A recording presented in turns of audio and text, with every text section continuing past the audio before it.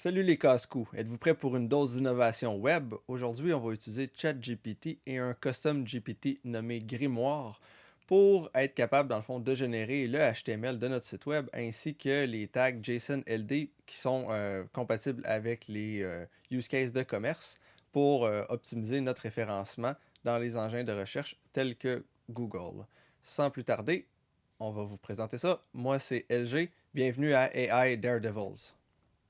When are the AI daredevils pushing it to the edge?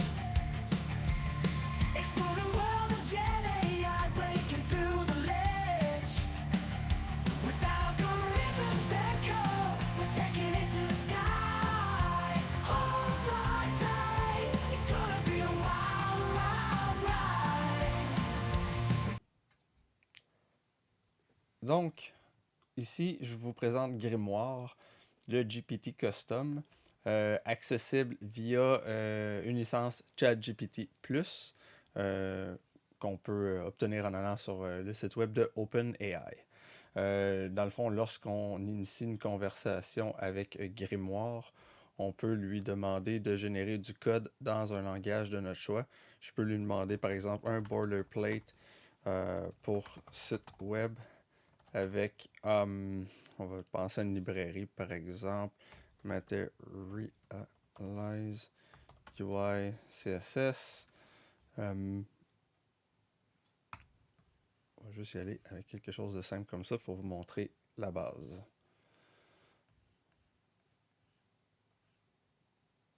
Donc c'est un GPT qui est groundé pour générer du code. Il va venir nous générer dans le fond le code nécessaire avec normalement les librairies les plus à jour. Les tests que j'ai faits, dans le fond, à date, il y a peu d'hallucinations lorsqu'on lui donne assez de contexte. Il faut quand même savoir coder là, pour l'utiliser correctement. Donc, à partir de là, qu'est-ce que j'ai fait d'autre?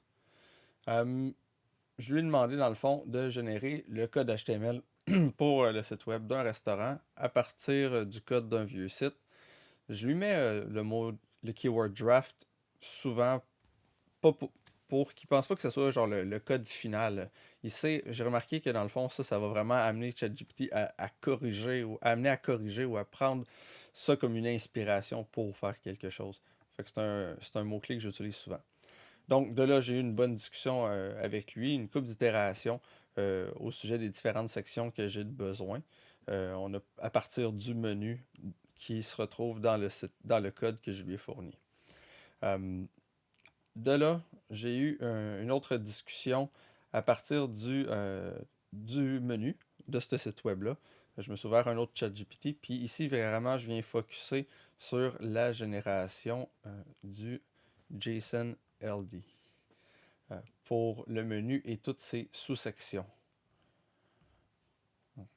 Si vous utilisez un WordPress ou autre outil avec différents modules de commerce, ça peut le générer pour vous.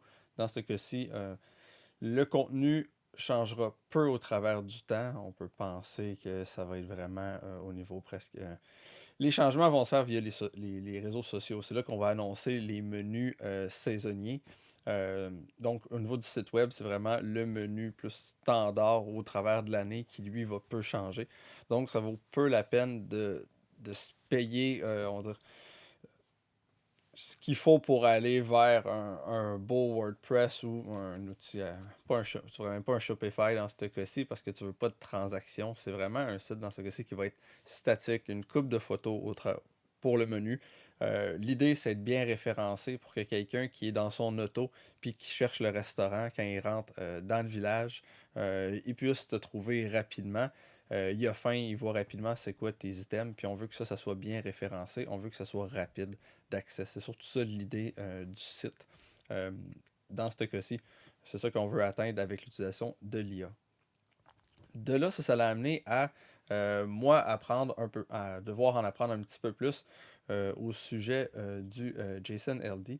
Dans ce cas-ci, ce que j'ai trouvé intéressant, c'est en apprendre un peu au sujet de la balise des tags de restaurant. Donc, c'est un type de local business.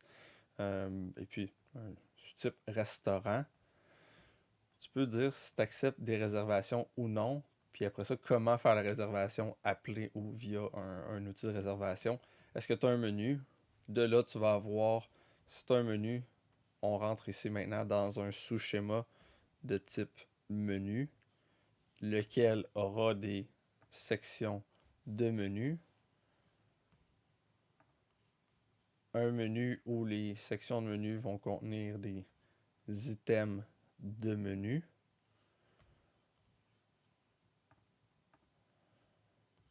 Ton restaurant, lui, après ça, tu vas lui donner des heures d'ouverture.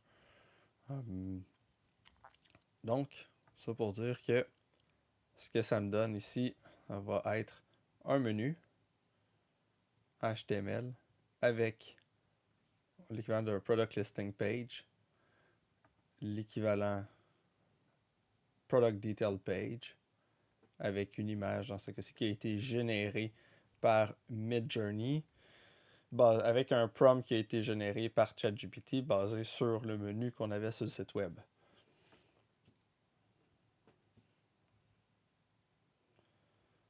J'espère que vous êtes amusés. Pushing boundaries with our DNA, we're taking it far. Daring to dream, exploring new frontiers. Breaking the rules, playing that rebel guitar. We gotta